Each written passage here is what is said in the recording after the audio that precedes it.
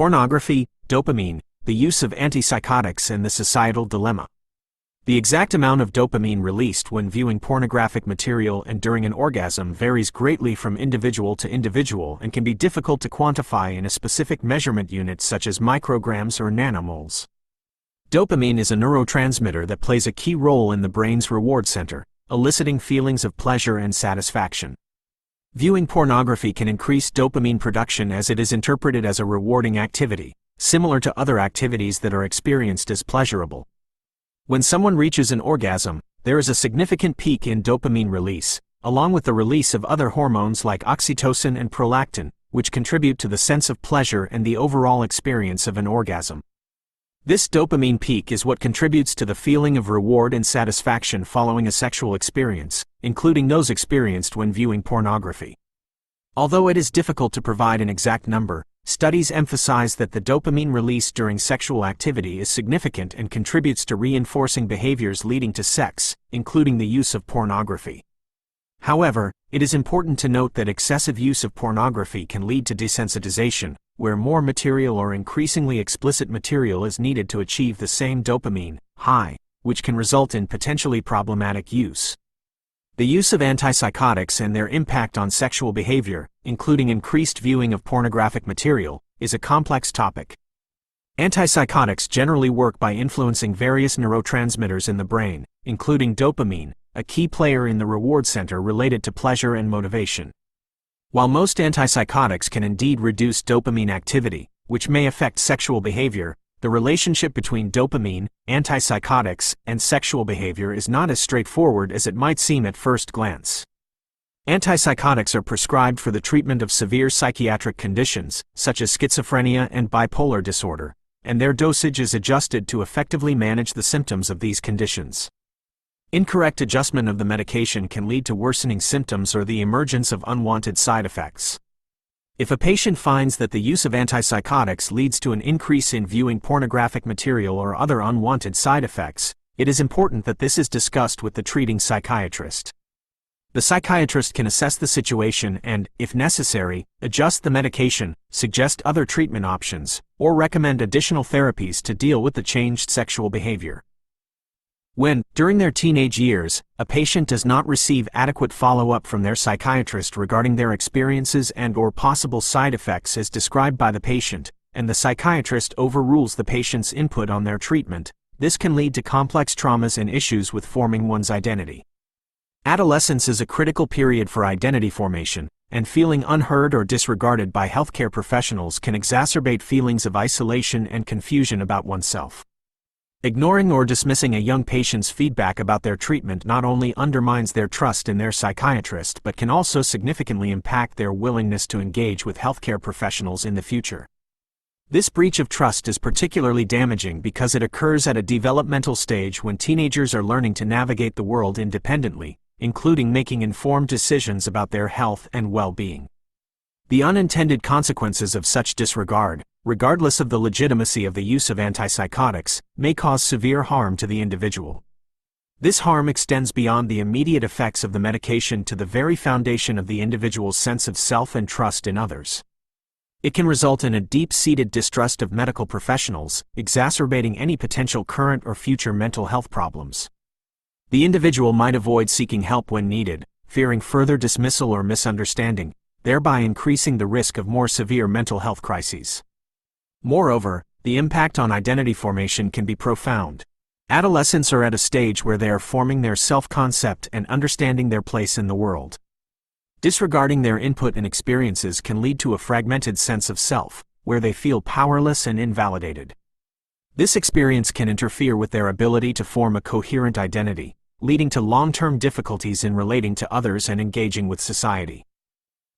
The ongoing onset of hormonal imbalances as a result of watching too much pornographic material, combined with the increased need for dopamine spurred by the consumption of pornography, can create a complicated scenario when intertwined with the use of antipsychotics.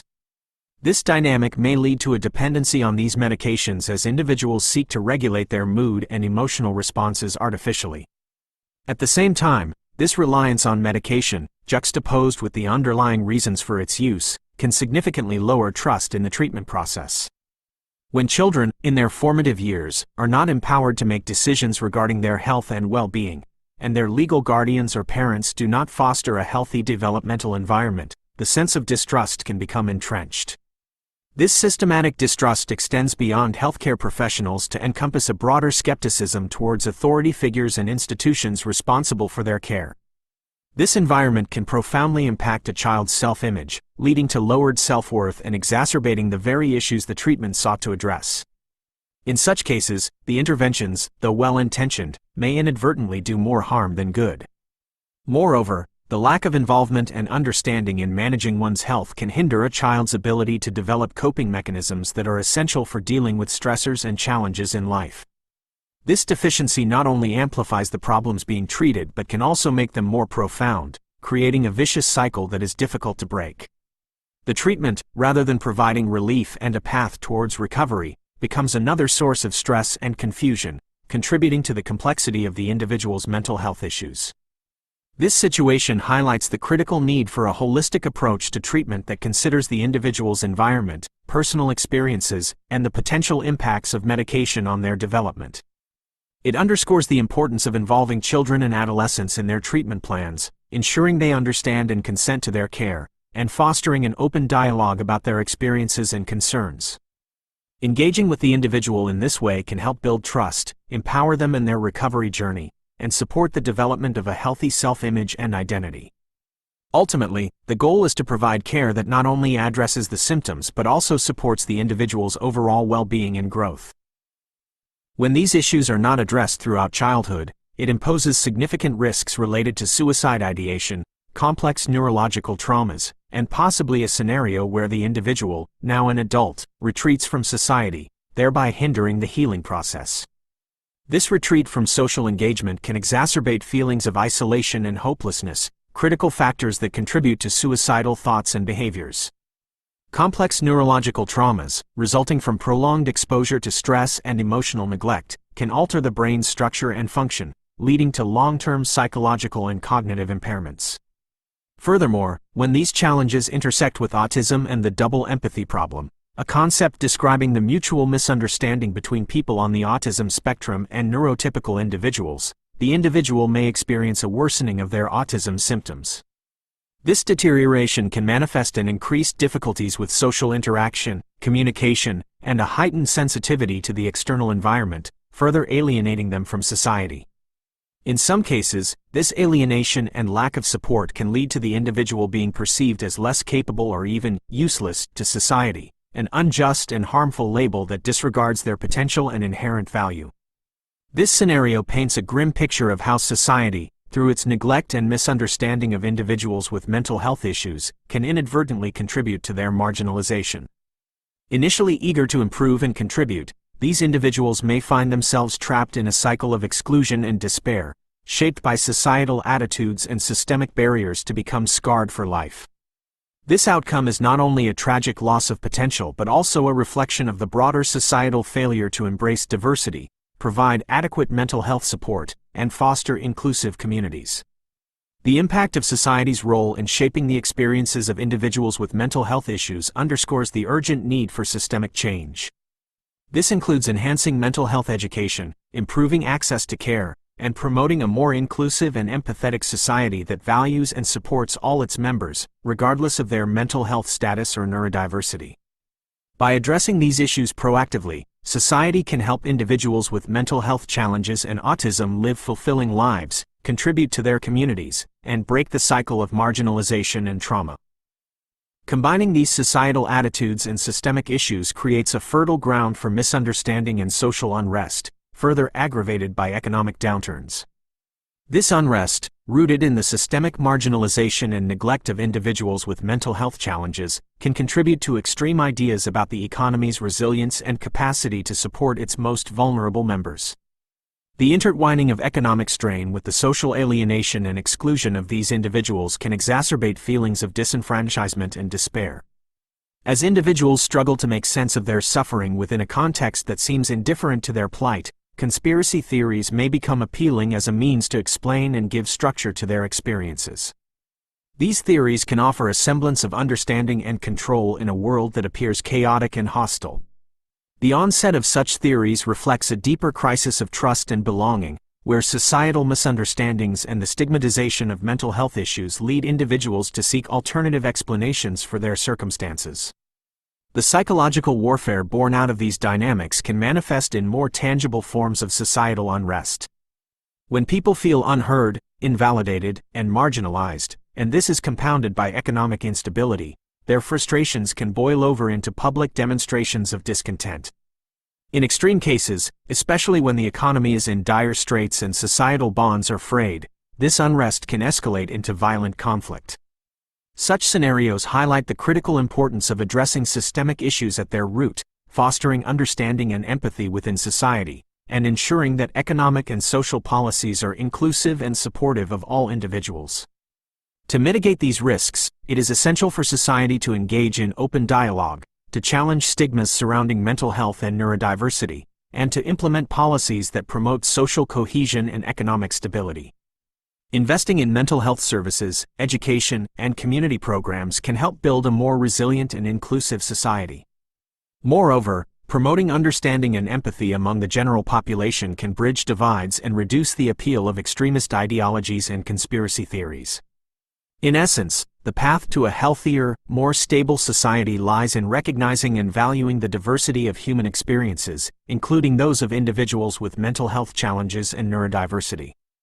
By creating an environment where all individuals feel supported and understood, society can prevent the escalation of unrest and conflict, fostering a culture of empathy and inclusion that benefits everyone. The absence of certain social structures in the years leading up to the Second World War suggests a risk that the lessons from that conflict might be obscured or misunderstood in contemporary discussions about society. The conditions that precipitated World War II were complex, including economic despair, political extremism, and widespread societal disenfranchisement.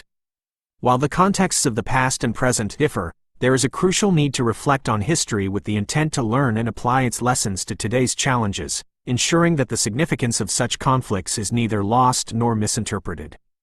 In the current system, where democracy serves as the foundation, the formation of marginalized groups underscores a pressing debate on inclusion and equality.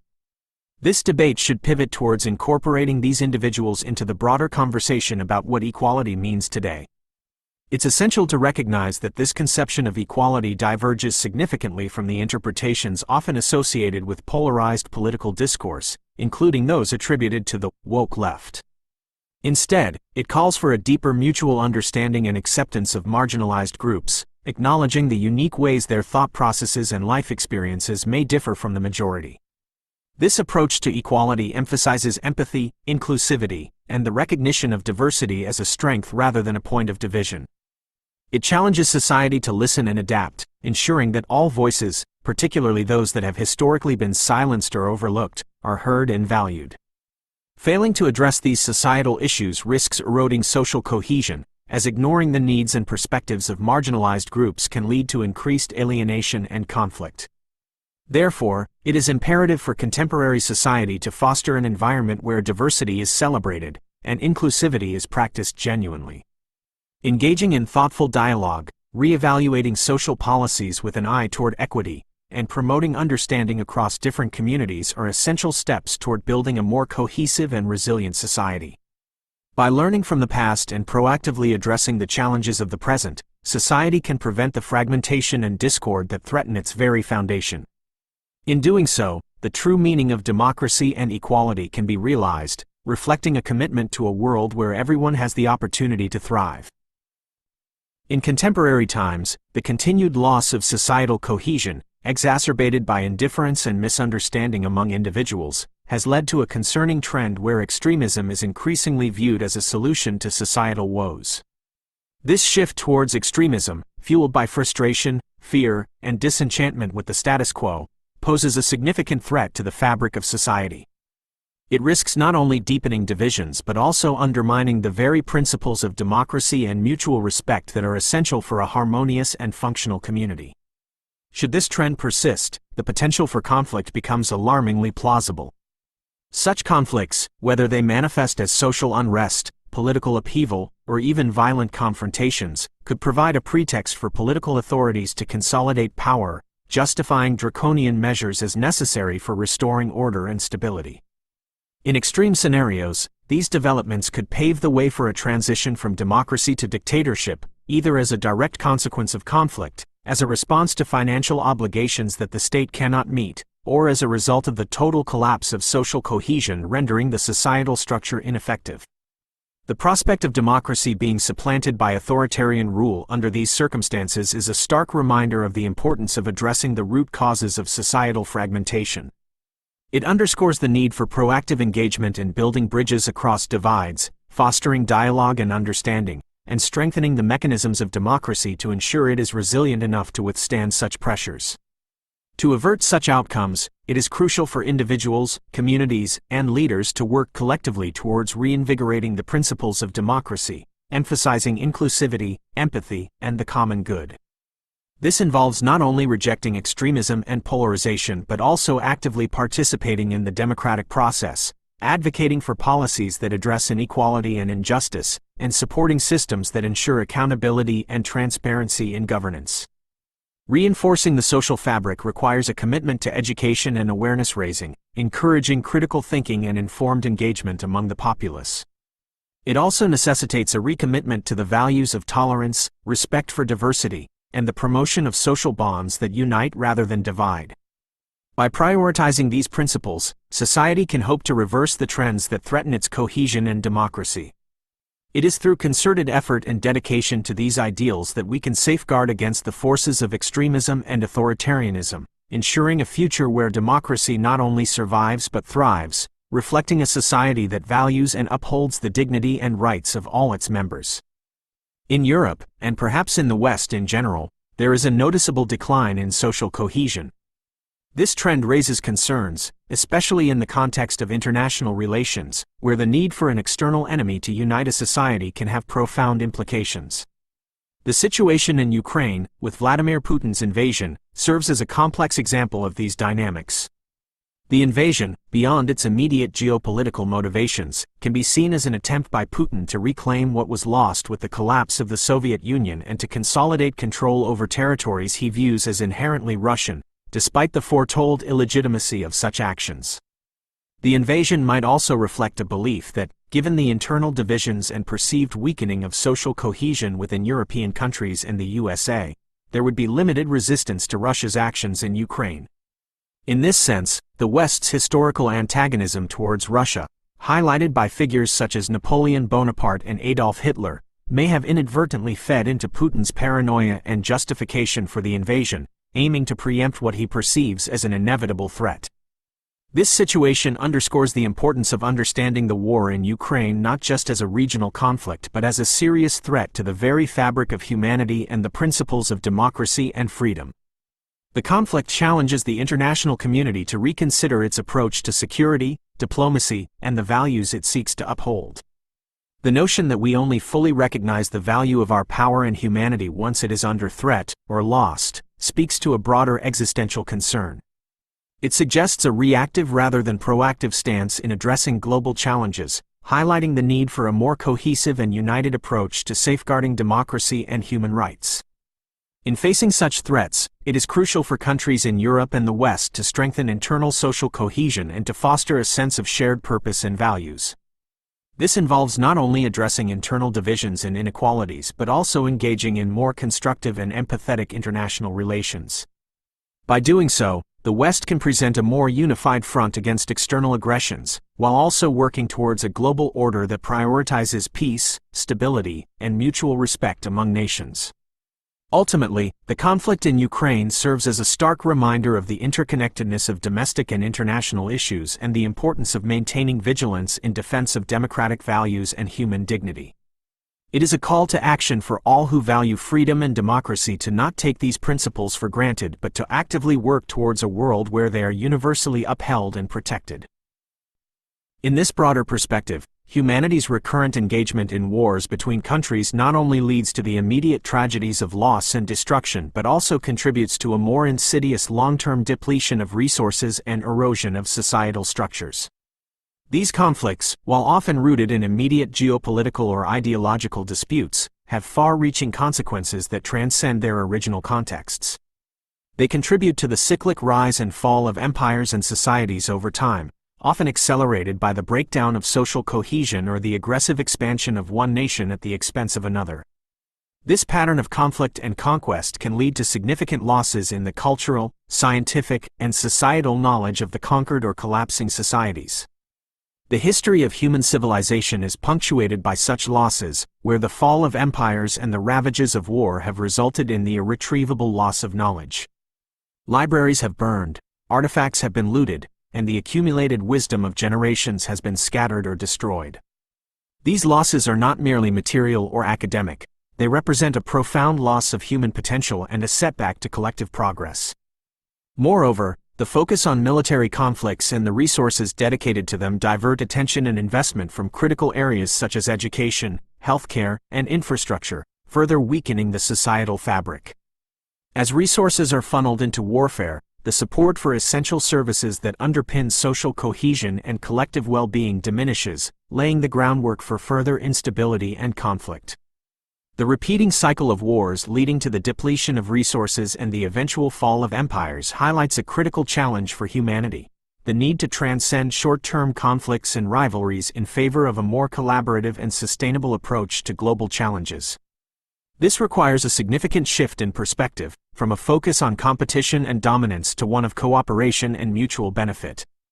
Addressing this challenge involves not only diplomatic and political efforts to resolve conflicts and prevent new ones, but also a broader cultural shift towards valuing and investing in the foundations of peaceful and prosperous societies. By recognizing the interconnectedness of all nations and the shared fate of humanity, it may be possible to redirect the course of history away from the cycle of conflict and loss and towards a more stable and flourishing global civilization. This path demands a collective commitment to peace, sustainability, and the preservation and sharing of knowledge for the benefit of all future generations. As these cycles of war and societal collapse continue, they not only lead to immediate tragedies but also sow the seeds for long-term psychological and social repercussions. The trauma resulting from these conflicts contributes to a generational legacy of mental health issues, perpetuating a cycle of pain and retribution. Individuals, carrying the scars of these societal conflicts, both personal and systemic, may find themselves caught in a relentless pursuit of retribution or justice, often without a clear path to healing or reconciliation.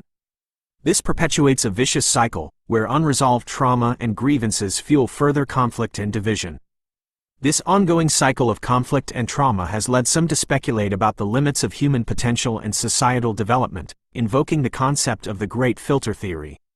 The Great Filter Theory, originally proposed in the context of the Fermi paradox, suggests that there is some stage in the development of life or civilization that is extremely hard to surpass.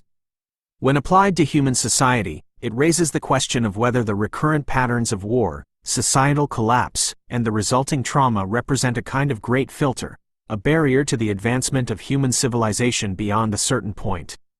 Under this interpretation, the inability of societies to break free from the cycles of violence and revenge, and to address the deep-seated issues that lead to conflict, could be seen as a limiting factor on humanity's potential to achieve greater levels of cooperation, technological advancement, and societal stability. This perspective suggests that for humanity to progress further and reach its full potential, it must find ways to overcome the destructive patterns that have historically undermined societal cohesion and growth. Breaking this cycle requires a multifaceted approach, addressing not only the immediate causes of conflict but also the underlying societal, economic, and psychological factors that contribute to it. It involves building resilient and inclusive societies, where differences can be resolved through dialogue rather than violence, and where individuals have the support and resources they need to heal from trauma and contribute positively to their communities. Moreover, it requires a collective shift in values, prioritizing empathy, cooperation, and long-term sustainability over competition and short-term gains. Such a shift could pave the way for a new era of human civilization, characterized by peace, innovation, and a shared commitment to the well-being of all inhabitants of the planet. Ultimately, the concept of the Great Filter as it relates to societal conflict challenges humanity to reflect on its past and present, and to actively choose a different future, one in which the cycles of conflict and trauma are broken, and where human potential is not limited by the shadows of history. In that sense, I think that the stories as written in the Bible are the only way so far known to humankind, namely the compassion for one another, to overcome the great filter. Believing in a greater good may also play a key role in achieving the goal of becoming a cohesive human race. Therefore, any form of intervention, be it medical, societal, or economic, must emerge from thoughtful considerations, and be deeply rooted in values that elevate humanity beyond its primitive instincts. This approach is essential in the quest to overcome the current iteration of the great filter that seems to constrain human potential and societal advancement. By focusing on interventions grounded in compassion, empathy, and a profound respect for the interconnectedness of all life, humanity can forge a path that leads away from the cycles of conflict and destruction that have marred its history. Medical interventions, for example, should not only aim to treat physical and psychological ailments but also consider the broader societal factors that contribute to these conditions. This holistic approach acknowledges the complex interplay between individual health and the health of the community, striving to heal both in tandem. Societal interventions must strive to address the underlying causes of inequality, injustice, and alienation that fuel conflict. By fostering a culture of inclusivity, understanding, and mutual respect, societies can build resilient foundations that are less susceptible to the divisive forces of extremism and violence. Economic interventions, on the other hand, should prioritize sustainability and equitable distribution of resources. In recognizing the finite nature of our planet's resources, these interventions can promote a model of economic development that supports the well-being of all people, rather than exacerbating disparities and environmental degradation. At the core of these interventions is the recognition that overcoming the great filter is not solely about technological advancement or the accumulation of knowledge. Instead, it requires a profound transformation in how humanity views itself and its place in the universe. It calls for a shift away from short-term, self-centered thinking towards a long-term, holistic perspective that values the collective well-being of humanity and the planet. By embedding these values into the fabric of our interventions and daily lives, humanity can begin to chart a course that moves beyond the limitations and conflicts of the past. In doing so, it becomes possible to envision a future where the great filter is not a barrier to progress but a catalyst for a new era of human civilization, one marked by peace, sustainability, and a shared commitment to the flourishing of all life on Earth. This journey requires not only innovation and determination but also a deep belief in the potential for human transformation and growth. The utilization of antipsychotics, along with any medical approach, indeed necessitates thoughtful consideration. It requires a holistic perspective that not only addresses immediate health concerns but also incorporates psychological support that aligns with the kind of society we aspire to live in. This approach must consider the long-term objectives and the trajectory we wish for society to follow. The prevalence of short-term thinking and decision-making in human history may not just risk societal collapse but could also herald the end of our planet as we know it. The urgency to shift from immediate gratification and reactive solutions to proactive and foresighted planning cannot be overstated. The manner in which we treat one another, our empathy, understanding, and support, mirrors the reality we create for ourselves, both individually and collectively. This principle holds true regardless of one's belief in a deity. The fabric of society is woven from the threads of our interactions, and the strength and resilience of this fabric depend on the quality of these interactions. If we nurture our societal relationships with care, respect, and foresight, we cultivate a reality that is more compassionate, equitable, and sustainable. In the context of mental health treatment, including the use of antipsychotics, this perspective demands a patient-centered approach that values the individual's holistic well-being. It means providing care that goes beyond symptom management to include support for the individual's social, emotional, and psychological needs. It underscores the importance of integrating mental health care within a broader societal framework that addresses the determinants of mental well-being, such as social inclusion, economic stability, and access to educational and recreational opportunities. Moreover, the broader societal attitude towards mental health and its treatment reflects and reinforces our collective values and priorities. By advocating for and implementing approaches that emphasize long-term well-being, respect for individual autonomy, and the minimization of harm, we contribute to the creation of a society that values every individual. Such a society is better equipped to move towards its long-term objectives, including the sustainability of our planet and the flourishing of all its inhabitants. Ultimately, the challenge of transcending short-term thinking in favor of a long-term, holistic perspective is central to the survival and prosperity of humanity. By aligning our medical, societal, and economic interventions with values that promote the well-being of all, we step into a future where the reality we create is one of mutual respect, understanding, and care, both for each other and for our planet. This transition is not merely aspirational but a necessary evolution if we are to overcome the challenges that face us today and ensure a viable future for generations to come. The trajectory of human evolution has been marked by an exceptional ability to adapt and survive, with nature serving as the ultimate arbiter of our success. This relationship with the natural world has fostered the development of diverse aspects of humanity, shaping our physical, social, and psychological evolution. However, in modern times, we have significantly altered the criteria through which we gauge the continuation of our species.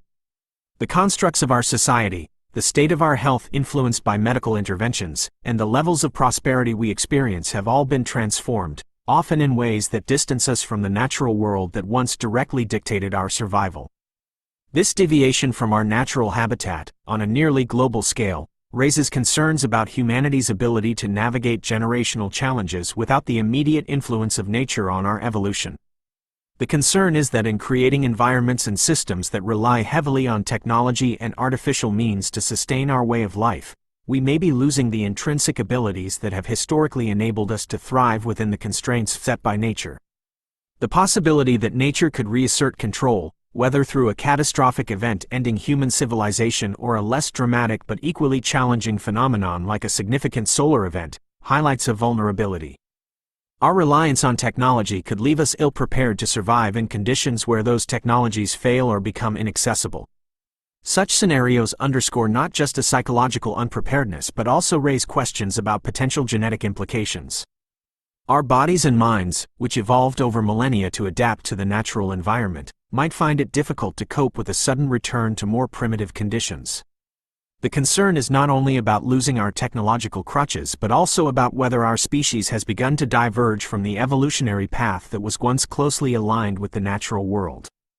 This divergence could manifest in diminished physical resilience, altered social structures, and a loss of skills and instincts that were once crucial for survival. Addressing these challenges requires a conscious effort to reconnect with the natural world and to integrate sustainable practices into our lives that honor the balance between technological advancement and ecological stewardship.